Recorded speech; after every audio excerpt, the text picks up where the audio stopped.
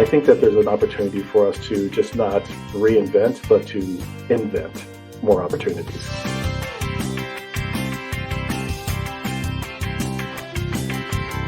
Oftentimes it's like, people are like, oh, the system's broken. I'm like, no, the system is designed to work this way. It is working exactly as designed. My entire career has been an accidental career. Nothing I have done has been planned. Not a single thing. Hello, and welcome to the Theatre Art Life podcast, sponsored by Harlequin Floors, the world leader in floors, stage systems, and studio equipment for the performing arts. Our podcast puts the spotlight on those who create live entertainment around the world, the culture creators, the backstage masters. My name is Anna Robb. Today we're talking with David Stewart. David Stewart holds multiple roles within Disney Live Entertainment Global, such as producer, creative development, content, and inclusive strategies. David's produced works at Disney include Magic Kingdom's 50th Anniversary Spectacular, Disney Enchantment, Beacons of Magic, the Remount of Happily Ever After, NBA and MLS Sports Bubbles, DJ's Ready Set Party Time, Wonderful World of Animation, and Joyful. D. Stewart has worked for the National Association of Black Journalists, the Guthrie Theater, the University of Texas at Austin, the University of Wisconsin. He's been a stage manager for His Holiness the Dalai Lama, an AEA stage manager for Madison Repertory Theatre, Studio Arena Theatre, St. Louis MUNY, Kansas City Starlight Outdoor Musicals, the Little Theatre on the Square, and Vienna's Austria's English Theatre.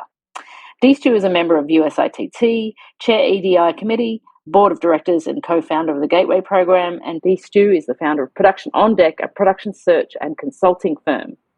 David, welcome to the show. Thank you. It's an honor to be here. Thanks for having me. I'm going to have to read that again because it's just so much information. It's like the bio of a really old person. It's okay. So where do we start? How long have you worked for Disney? I've worked for Disney. I just passed in July my 4-year mark. So I've only been here for 4 years. And what was it like going to Disney from theatre and the work that you've been doing before? Because it's such a big corporation, right? It's a gigantic corporation. And Disney, when they hired me, told me that they hadn't hired someone from outside of the corporation in over a decade because it's such a big organization. And there's just so much to learn and so many partnerships to have and just so much nuance to the work that's being had there. So the difference is basically just the scope and scale of things. You just move the decimal to the right and the budgets get progressively larger and the partners you have are progressively larger. But at the core of the work that I do, it's about communication. It's about people. It's about entertaining people and bringing joy to their lives. So there's more similarities than there are dissimilar matters. Yeah. So just for those who aren't in the corporate structure, what does Disney Live Entertainment encompass in the company? Right. So Disney Live, we get those things confused a lot. A lot of folks are like, hit me up and like, hey, so talk to me about Disney Theatrical. I'm like, Disney Theatrical is a different entity from Disney Live Entertainment. So Disney Theatrical deals with the Broadway house that Disney has in New York. Disney Live Entertainment is basically anything that has to do with, so it says in the title, live entertainment. So your fireworks shows, your characters, when you do meet and greets, any dance parties that may have going on, anytime that we are bringing live entertainment to the masses. Think of like the Stormtroopers or Kylo Ren or Cars, any of those characters, things like that. And so you're involved in that on a global scale as part of your role, is that correct? Part of my new role, my former role as production manager, was focused primarily in Orlando. And what does that look like now that it's global? You must be involved in so many conversations about what's going on around the globe, man. It's so true. It's kind of one of the weird things. I had to kind of really think about it when I was taking on this new job, because I've been, for the past 30 years, long time, just focusing on projects. I would go and I would stage manage Dancing at Lunasa, and then I would produce West Side Story, and then I would come in and I would build the new fireworks spectacular for the 50th anniversary for Magic Kingdom. So they were very much the definition of projects. They have a definite beginning, a definite middle, and a definite end. And I was very accustomed to that. So now in my new role of being part of the inclusive strategies team for Disney Live Entertainment. Number one, it's a brand new role. This role didn't exist 3 months ago. It doesn't exist anywhere in the world. It doesn't exist in entertainment. So I have to kind of figure out what it's going to be. So I am fortunate that I have a director, Marsha Jackson Randolph, who is my boss. For the Game of Thrones fans out there, I always say that I am the hand of the queen. That is Marsha Jackson Randolph. And our job is to basically go in and look at content, both content that we have in the past, content that we have presently, and content that we're looking for in the future for inclusion and relevancy. And just to make sure that we have representation in the work that we're doing. We understand that Disney is no longer, we've known this for quite some time, but Disney is no longer just a domestic offering. It is a worldwide. We are the world's largest entertainment company. And with it comes, to steal a little bit from Spider-Man, with great responsibility, or great power comes great responsibility. So we would really want to be mindful with the material that we're putting out there, that we're careful with it, that we are representative, that we're being authentic. It's no longer good enough to sit there and go, this is the trope from fill in the blank country that we saw in the 1950s and put it on our stages. We have to make sure that we are looking for the experts, the subject matter experts that can really speak to how do we bring a truly representative and truthful and authentic lens and voice to the work that we're doing. What an amazing role. I mean, that must be, to be able to formulate that and to really look at that from a cultural perspective is really fascinating and challenging, I'm sure, you know. That and part. I guess my other question then, does that also mean for you to consider breaking down the traditional looks of Disney, say, characters and stuff like that, if they're in more live entertainment stuff? Like, is that a consideration? I don't think so. I think that we really try to hold true for the most part to our original IP, intellectual property. I think that what I would love to see the company do is just create more stories around that. So we're not altering what the country or the world is perceived as a traditional character. So I think that there's an opportunity for us to create more stories and more diverse stories. And I think we're doing that. You see that in Coco, you see that in Encanto, which is just a gigantic, gigantic success. You see that in Black Panther, and the world is waiting with bated breath for Black Panther 2. And Moana. Yeah, exactly right. Exactly right. Mm-hmm. So yeah, I think that there's an opportunity for us to just not reinvent, but to invent more opportunities. Absolutely. It's such a good mission. And, I think that even though there just seems to be, I know that Moana even resonated with a lot of white New Zealand friends of mine, like it doesn't necessarily need to be appealing to the ethnicity that you are portraying on the screen or the stage, but what it means for those people within that culture. And I think that's amazing, because what better company than to start to implement that than some behemoth like Disney, and at some point somebody's got to pick up the flag and lead the way. No, so absolutely. It's amazing. Well, you talk about that with the New Zealander representation and what that means to not just, most cultures are not monolithic in look or approach or thought, but Marsha and I spent some time in California in June, specifically diving into the Pacific Islander, Native Hawaiian culture and working in those communities and really getting a deeper understanding of that, and to understand that there's, you have New Zealand and you have Hawaii and you have just hundreds of islands and cultures in between.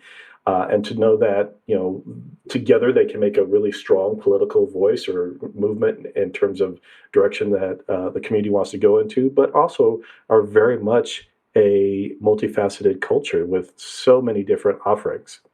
And how does that then play out on you personally and your culture and your upbringing? I always find when you start to explore other cultures that you're often faced with a bit of a mirror, with your own bias and your own. It's so true. When I accepted this job, I think I woke up in the middle of a cold sweat going, I'm going to suck at this job, mainly because of that. It's like I thought there and I'm like, I am far from a cultural expert on American culture, let alone the so many varieties of cultures that exist on our planet. And then I kind of had that sit down and go, D-Stu, just relax, calm down. Your job is to be the expert in identifying experts. So knowing that I'm not working on this alone, I work with some great partners with Walt Disney Imagineering and Disney Live Entertainment. We're kind of a hybrid now, so I'm both an Imagineer and still work for Disney Live Entertainment. So to have a lot of great resources, and it's one of those things where we have consultants, and I'm used to theater consultants, and then I met our new consultants, not our new consultants, but I was new to them, and we're talking about advisors to past presidents. We're talking about UN ambassadors. We're talking about all these people that have just a deep immersion in their specialty. And I'm like, well, that's a relief. I could always approach it as a threat. And it's like, no, this is an asset. These are amazing people that are willing to sit down and talk to me about these things. And just the amount of learning I've done in the past 10 weeks has just been outstanding in regarding and looking at other cultures. And, you asked that question about that reflection in the mirror. It actually kind of got me a little bit more settled. Being a mixed race individual, my mom was white, my dad is black, kind of growing up in that sometimes confusion around what my identity is, who do I relate to? I'm obviously not white, and so it's hard to relate to the white culture, and sometimes not black enough for the black culture, and trying to find my way and who I am, and doing this work. It's like, no, you know what? I am good with who I am. It affords me. I always acknowledge my light skin privilege and my proximity to whiteness and what that affords me, but also understanding what it's like to get pulled over by the police and being accused of stealing a car and those kind of things. My dad was very, very adamant. It's so funny. I get teased or made fun of or about the way I speak. There was a time when we were in Madison and we had closed on a house and I had to go meet with an insurance salesman. I'd been conversing with him over the phone, and he came in and he kind of looked. He's like, "You're David?" I'm like, "Yep." He's like, "Oh, you're not what I expected." I'm like, "What did you expect?"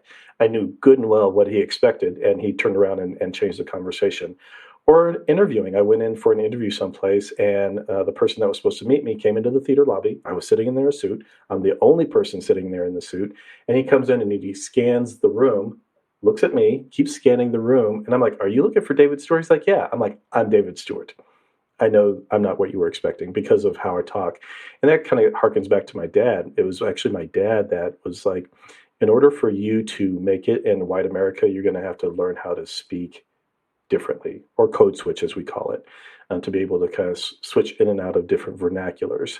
So yeah, there's a lot of that influence comes from my parents about who I am and trying to be proud in that space.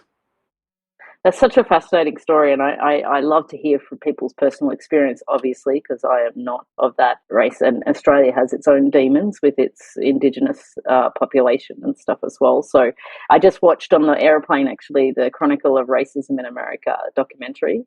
Have you Yeah, seen it? Netflix. I've started it. I started some of those things, and I'm like, I just can't watch it. It just is really hard for us to believe that we're in some of those places. And I've studied so much of that as to understand where we are. But I do need to go back. I do need to watch it and to see if there's any kind of new gleanings I can take from it.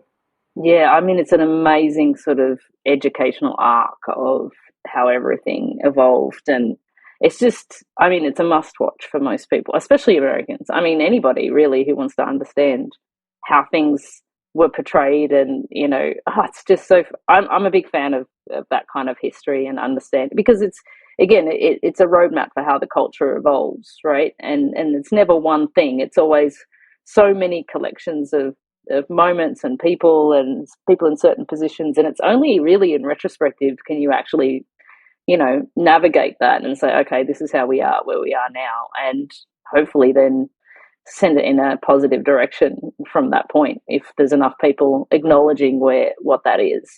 It's just a really interesting story, and I think there's a lot to be done still in Australia as well in terms of that. And it's just, especially in the last few years, there's been much more effort to understand why we are where we are, which I think is a great thing. Right, without a doubt. Yeah, it's always good to kind of understand that history and know the track. And oftentimes it's like, people are like, "Oh, the system's broken." I'm like, "No, the system is designed to work this way. It is working exactly as designed. We actually have to break the system. The system isn't broken." Yeah, exactly. How does any of that sort of across the globe in terms of political, and maybe you can or can't share, but in terms of the political nature of every place that you may be working on, does that have any effect on the live entertainment and what you choose to do and how it's rolled out? Is there consideration of what's going on in country to country? Because there's so much going on politically and, Right. between countries as well. So, No, exactly. Yeah, I'm not going to touch too much on that, but what I will touch on is the the understanding that so many cultures are so different and what they perceive to be their inclusion needs, or what their needs are in terms of diversity, or what those things look like. We come from a very American centric point of view, and I want to make sure that I'm very mindful that when we're looking for additional BIPOC talent for Walt Disney World or for Disneyland, that may not translate to our Paris market, or it may not translate to our Asia markets. And just to be mindful about what are the front of mind topics that are in each of those parks, and really get a deeper understanding of what those things are, and really try to address them within the culture in a truthful manner of the culture which they're in. yeah.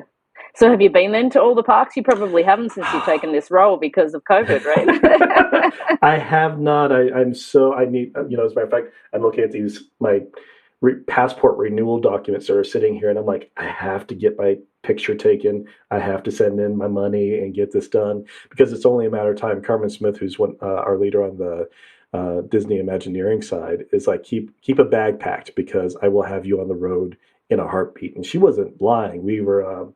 She had scheduled a New York trip, and then it came off the books due to some scheduling things. And then about a week later, she's like, "We're going to New York next week. Pack your bags." I'm like, "Okay, here we go." But internationally, we haven't had a chance to do that quite yet. We really want to kind of put our feet firmly on the ground. We're a brand new team trying to create a framework for the work that we're doing. So I just really want to be mindful that we have our T's crossed and our I's dotted before we start doing that kind of work. Mm. Well, you'll have to come because they just opened the new nighttime spectacular show in the castle in Hong Kong.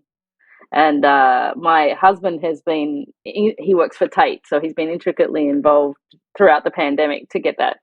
And we tried to go see it before we went on holiday, and there was a typhoon, so we missed out. So Oh I have to go no. see it once we're out of quarantine and see the show. But it looks spectacular from what I've been there when there's been a couple of fireworks and water fountains going off, but I haven't seen the full thing yet. I'm so excited to get there.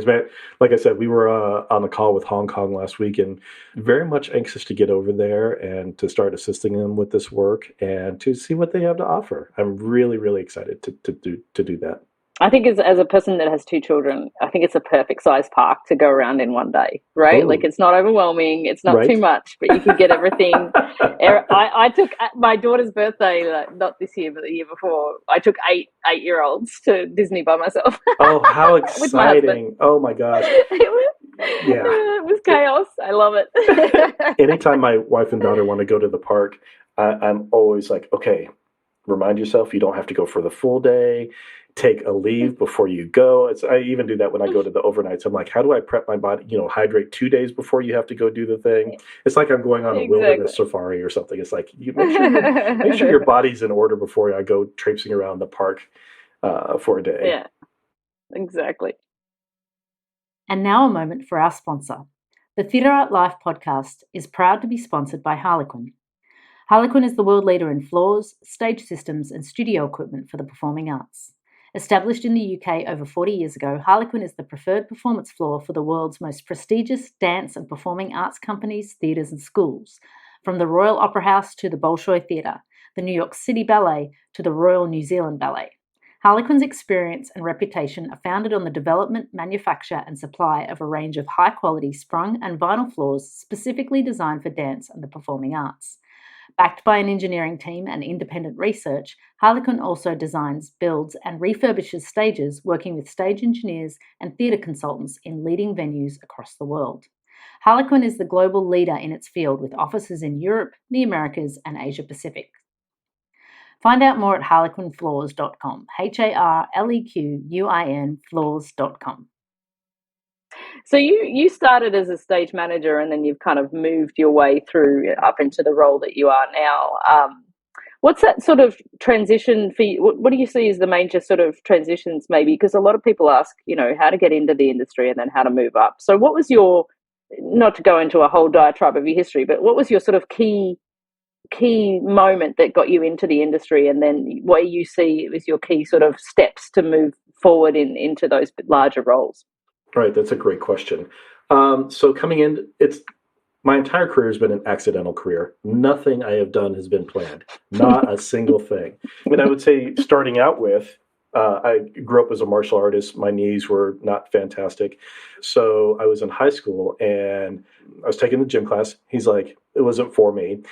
And my buddy's like, take stagecraft. It's an easy A. And it was the furthest thing away from an easy A. It was the hardest thing I'd ever done. But I didn't fall in love with theater so much. You hear people are like, I love Shakespeare. And I was in plays when I grew up. I was like, I fell in love with the guy who said, D. Stu, do this better. Go rebuild this platform. Go rebuild that flag. Go rehang that light. Do it again. Do it better. You're better than this. Do it again. Do it better. And I'm like, oh, that dude inspired me through theater. I hope maybe one day I could do the same thing.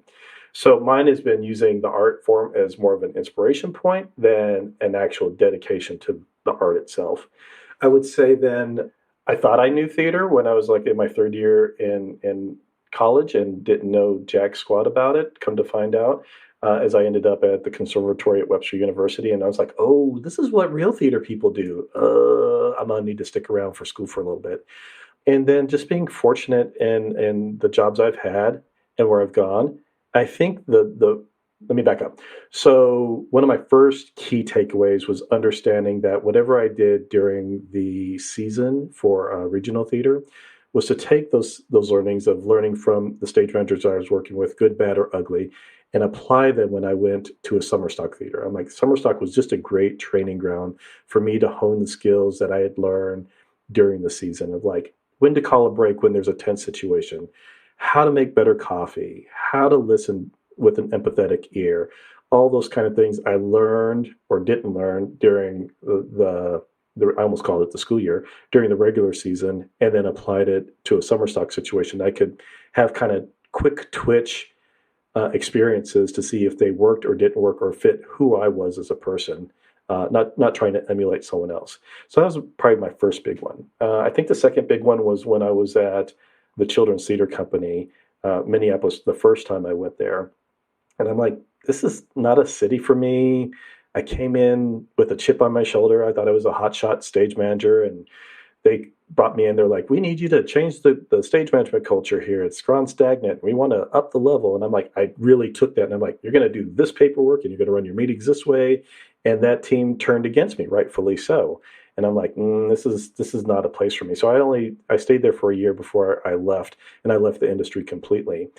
And one of the things I told myself is that if I ever were to lead another department or organization was I need to sit back and understand what the key learning was from the organization I was previously with. And my big learning from the Children's Theater was sit back and get the pulse of an organization before you make big changes, to give voice to the people. So I remember getting my job with the University of Wisconsin-Madison and coming in as their head of stage management and head of production. It was a brand new position. Seemed to have a knack for doing brand new positions in this industry. but awesome. I know, right? So I remember being at lunch with the team, and they're like, so you're just going to sit and listen for 6 months? I'm like, yeah, I mean, I can make decisions. I'm fully capable of it. But I want to know what makes UW tick so that I can really address the high yield, high impact needs of the department before I go in and just scuttle everything and build it in the image of these two. That no longer works. So that was a big one for me. And then the other one was listen to the universe. I'm often told, I got this from my friend Jack Fivo, who used to be a Disney executive. He's like, always surround yourself with people smarter than yourself. Because I'm always like, dude, I feel really stupid being in the room with Joe Hodge and these other leaders. And he's like, you surround yourself with people that are smarter with you to up your game. So I really kind of take that to heart and try not to engage in too much lizard brain and imposter syndrome. I mean, it's still present, don't get me wrong, but to really kind of try to pay attention to those things and surrounding yourself with people that will push you to do better. Again, it goes all back to John Van Epps in high school, right? I'm drawn to the people that push me to do greater and better things. And so I hope to do that for other folks too, is to kind of push them and drive them to do better things, and to let them, I used to have what was called the crying chair at the University of Wisconsin. People used to like have their thumbnail and would draw a groove in it, because they would sit there and they would cry and they would laugh and they would have all kind of moments. And my job was to sit there and go, all right, let's talk it. Let's talk strategies. Give them a little pat on the back and say, out you go, off you go. You can do this. So those were probably the big things, is really to kind of listen, to not be as fearful of the opportunities that lie before you, and to get the pulse of an organization. All comes back to like the top of our conversation is centering people. And that doesn't mean not holding them accountable, but listening with an empathetic ear. I love that. I think, something that you touched on, that you kind of made that error early in your career where it didn't really work out. And it comes to me that I think that, did you, in your sort of stage management training, or the degree that you was there much on management of people to be taught? No, that's a great question. Absolutely not. It's one thing that I really actually turned my program into. It's like I turned it into a people-centric one, rather than focusing on paperwork and focusing on the technical aspects of it. I'm like, because it's 90% of the job. Right, exactly. It's like, oh yeah, by the way, there are human beings in the room. I should actually tend to them. It's just one. But I can make a great schedule. But I can make a hell of a schedule, right? Look at this. I got Excel on top of Excel on top of Excel, right? Exactly. That's right. Don't talk to me about the hard stuff, but I can really kind of point you to a well-blocked script.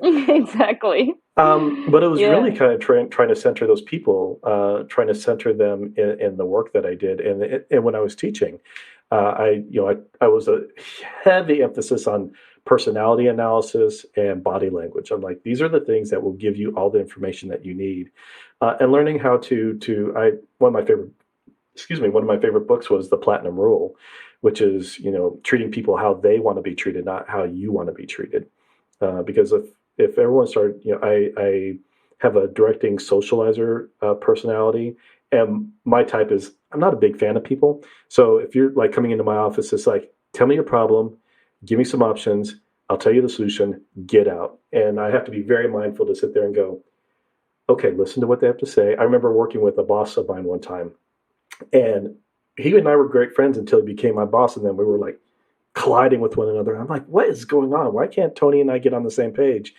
And then I realized, I'm like, oh, he's a socializer. So instead of saying, scheduling 5 minutes with him and going, okay, I need you to sign this, and I'm like, why is he like bumping up against me? I'm like, okay, schedule a half an hour, go in, ask him how his wife's doing, ask him how the job's doing, what is his next project, please sign this document, what are you doing this weekend, how's everything else going? And then our relationship turned instantaneously the moment I'm like, oh, this is what he needed in order for it to do that. So just making those adjustments. People ask oftentimes in interviews, what's your leadership style? And I always go to adaptive, just trying to figure out what people need. And sometimes what they need is not necessarily what they want. So just trying to keep that in mind. Yeah, it's not all, sunshine and rainbows in that context, but you do have to extend. I find that fascinating, especially from the journey into like management, because I also have made my own mistakes in the past. And I have actually the asset of my father was always a very always an inquisitive person. Like he always wants to know about you and shows interest, and I have inherited that, which is why I do things like podcast. Obviously. Exactly, but I never really lent into that to begin with. I was trying to play a role, I guess, of what I thought stage management was. But when you realize that the best way is through your own authenticity and your own interest in other people, it really boosts that. Yeah, I mean, as you know, I love that you're saying that you act on your instinct, or you listen to the universe in a sense, because this career is never linear, and it's so broad and vast, and You have to go where you, as you're evolving, I feel like it's actually a craft. It's not something that you go to university and you come and smash it out, right? Like, I wouldn't probably say I was a great stage manager until 10 years after I left university. Right, Like, right. it's something that I cultivated and through, you know, buggering it up and, you know, doing this gig and doing that gig and doing all that it goes, okay, now I know what I'm doing. Right. But Needed a little bit takes of a long life. time. Yeah, exactly. It's just, which I think is great. But I think that's why when I speak to people, it's like, when younger people, I just go and do it. Like, just Right. go, just do it all. Do it all, do it all, do it all. And then you'll figure out what you want to do, you know, 4 or 5 years after you've left university. You'll start to hone back into, oh, this is the lane of entertainment that I fit in. This is what I feel comfortable. This is what I'm good at. Right. And this is what I evolve in. So, no, it's a fascinating. So it sounds very similar to me. I want to ask, so tell us about Production on Deck. What is that and how does that work? Sure. Production on Deck came out of my brain back in 2013, 14. And it happened around an event when I was with USITT, United States Institute for Theater Technology. And one of my great friends, Tanisha Jefferson, was head of stage management. She was a great production manager, well regarded in the industry, beloved in the industry. And 9 years ago, she had a massive brain aneurysm and passed away. And powerful Black woman, was the one that kind of drugged me into activism, drugged me into some spaces at USITT, People of Color Network. And it's like, your voice, you have to lend your voice to this work. You can't just sit on the sidelines. And I'm like, I'm good. She's like, too bad, coming with me. So she really kind of got me into this work. And I remember sitting there at People of Color Network around, you know, there were 7 or 8 of us always just kind of going, yeah, I'm the first. Yeah, I'm the only. Yeah, I'm the first. Yeah, I'm the only at any given organization. And then she passed away. And the industry kind of looked at me, or a few people, I should say, kind of looked at me and go, what's next? And I'm like, I don't know. And then it kind of dawned on me that the American theater, when they talk about diversity, I'll start with diversity, that they are often talking about who's on stage and the canon that they're presenting and the audience. And it pretty much stops there. And no one's talking about the world builders. No one was talking about, they may be talking about directors, maybe, but they sure as hell weren't talking about stage managers or production managers or technicians. They were definitely not talking about shop folks. So I kind of got, I was at the University of Texas at the time, and I'm like, I'm at an academic institution. They pay me to kind of think this way. They're not going to fire me to think and push against the industry. So I started pushing against the industry, and people are like lamenting. They're like, oh, there are no people of color in backstage. They're just not out there. And I'm like, that's bull. Pardon my language, but that's nonsense. We're out here. We're talented. You're just not cultivating anything. So Nations Production Managers, there's a group called the Production Managers Forum, loose conglomeration of the nation's production managers. And I wrote to the Production Managers Forum. I'm like, this is your fault. You all are not cultivating community. You are not cultivating pathways or ways for people to get involved. And the reason that every production manager in this country is hiring people that look like themselves is because you all refuse to get out of your bubble. So what are you doing about that? And so then after Tanisha passed away, the universe says I always have to have strong Black women in my life. In came Sharifa Joka, who headed up the fair program at Oregon Shakespeare Festival. And she's like, well, what are you going to do about this? And I'm like, okay, fine, I get it, universe. I'm going to get after here and do this. So she brought me to TCG, Theater Communications Group, to their conference. And at that time, there was no production involvement. They were focusing on managing producers and managing directors and artistic directors and not production. So they brought me there to start talking about production backstage and diversity. And then I would start to get phone calls from different leaders going, hey, I heard you talking about diverse folks in production. We're looking for a technical director. I'm like, my whole spiel is you have to do the work, not me. And I was like, maybe I should do the work. Maybe I should become a search firm. What would that name, because, I have to come up with the name before I do anything else because that's how I roll. And I was like, what would that name be? And I'm like, production on deck. And it came to me pretty quickly. So I was like, that's a pretty cool name. And right about then, Megan Zakian Sandberg was working on the first database around diverse talent backstage. So she and I worked on that for a little bit. We talked about making it our own. And then I got hired by the Guthrie, and that kind of threw everything sideways. So I went to the Guthrie, started working with Joe Hodge, and he and I saw eye to eye on this work. And one of the first things he said to me is like, I will no longer have homogenous design teams, creative teams. And I was like, so say more, because I'm digging what you're saying. And he said, I want them to be racially and gender diverse. And I'm like, bet I can do that. Went back to my desk and I'm like, I know so few designers of color. This is kind of a problem. So I went and started polling the nation's production managers. I'm like, who are designers of color that you've worked with, that you've enjoyed working with? Because Megan's list is great, but it has 800 names on it now. So it's very hard for hiring managers to go and sift through all that, because you don't know if you're dealing with a first-year undergrad student or a Tony Award-winning designer. So to really kind of parse down that list, that was a little bit more manageable. So I built that list, and then fast forward into the pandemic, I finally had a little bit of time on my hands, and I was like, let me build, because all these databases started popping up. There's so many of those databases, but everyone was using, rightfully so, Google Sheets. And that's an impossible URL to memorize for anyone. So what I did was I bought the domain Production on Deck, and then I used it as a house for all the databases that were there, along with some mental health resources, because I don't think, especially in Black and Brown communities, we don't talk about mental health enough in regard to our profession and our work. So that went up. And then I got a call from Seattle Children's, and they're like, hey, D Stu, it was Courtney Sale. She's like, I remember you from University of Austin. Your name's come up a couple of times. We're getting ready to transition our production manager out. And I was wondering if you would come and do a production audit on our production team to see if they're ready for a change of thought, a diverse perspective, those kind of things. So I'm like, sure. And I had met a woman named Sarah Lozoff, who was a choreographer for one of the first shows I did at the Guthrie. And she and I hit it off right. She's a civil rights kind of person, big into ED&I, has mixed race children. We just hit it off.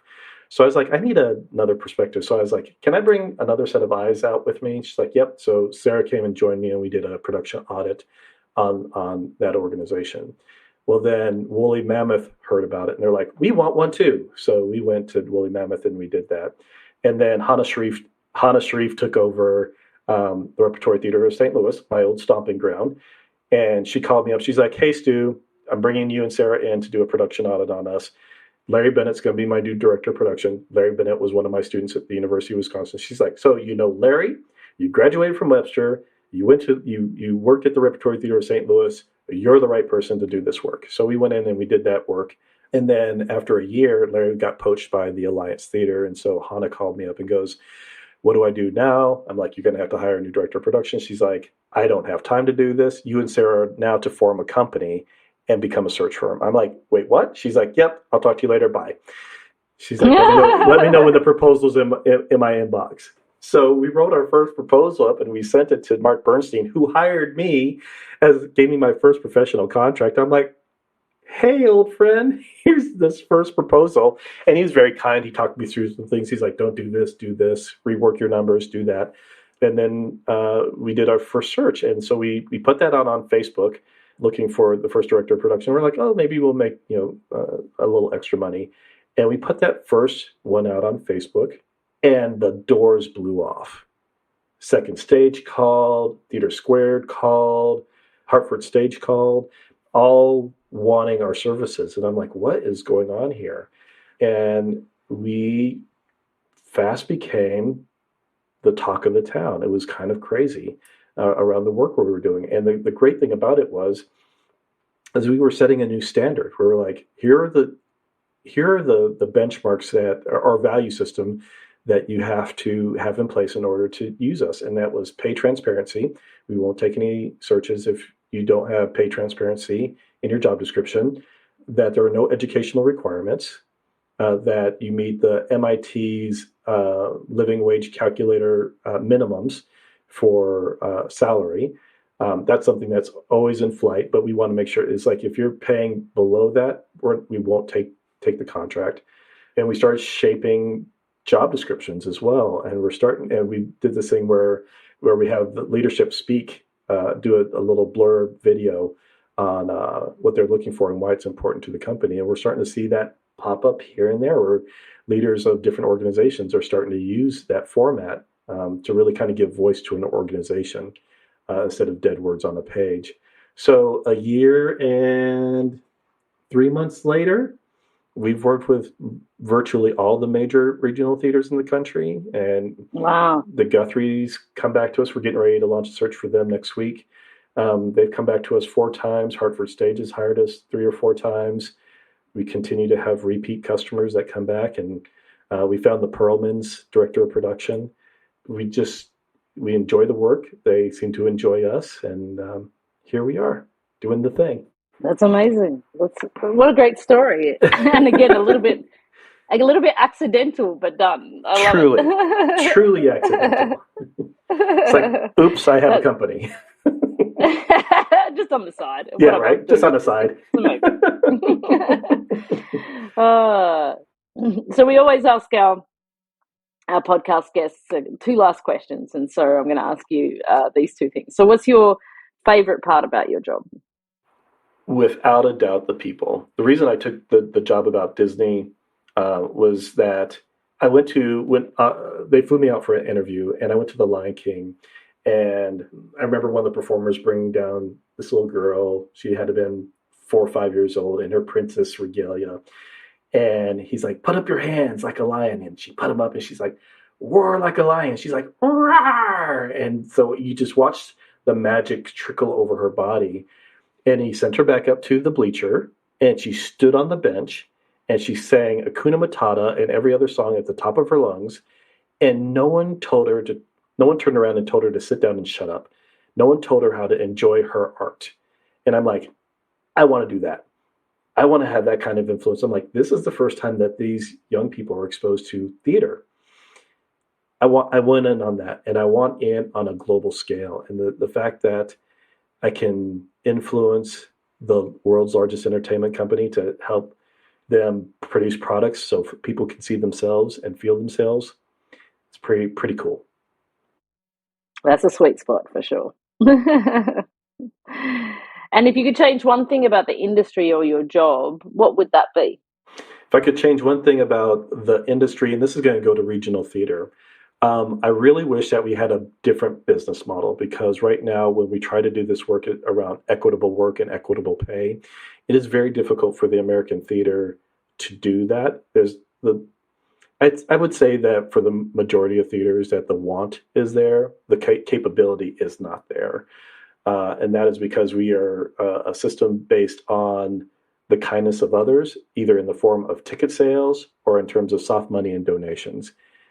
And so there's only so many times you can go out with your hat in your hand asking for money. And if you want to be an accessible theater, there's only so high you can raise your ticket prices before you price out the very people that you're hoping to reach. So I wish that there were a different business model. I wish that our government would realize the value of the arts. I'm a firm believer that when we went through the great pause known as the pandemic, that entertainment saved the world's life. When everybody was locked down, what did everybody do? They turned to Netflix, Hulu, Disney Plus, Amazon Prime, and watched us do our work. They watched us do our work, and there's just no return on that investment, and there's no return on that inclusion at a higher level in this country.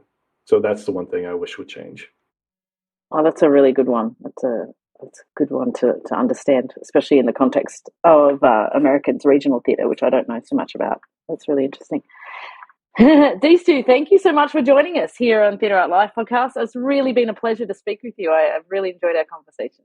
I have truly enjoyed this, and thank you so much for having me. Theatre Art Life is a global media site for entertainment.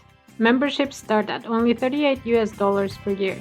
You can have unlimited access to our daily published articles, including entertainment news and the writings of active industry professionals, ensuring that you are always up to date on the global happenings in the world of entertainment.